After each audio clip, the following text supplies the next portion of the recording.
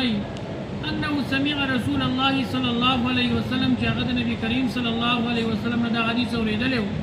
یقول فرمایلی ذاق طعم الايمان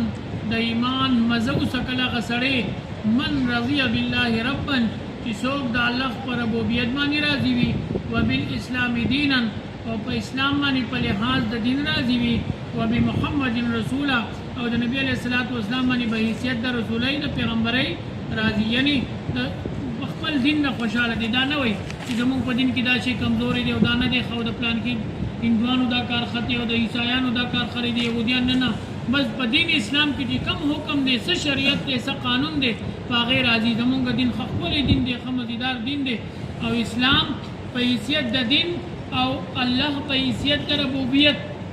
متستویل کنه الله د موږ څه دی د موږ څه دی خپل دی شکر دی په دې خوشحالي پکار دی الله د موږ څه دی خپل دی دغه په شان پردې نه دی د بوتانو په شان پردې نه دی د موږ زما بابا نشته او بوتي ژوند کړی موږ خپل لا کوم ماسپخین به دل واپس راو نو چې لاړ شي بیا دا نه اخلي نو څه کوي دا په سو دی هغه ته په 15000 دې نه خشته او هغه په 9000 دی بیا دوړو ته ګوري دا یره بل لا کړي نه پوزه کګنه نو چې دې واخلي نو هغه په پوزه کګي بدل سور کی سر ویني جی رضی الله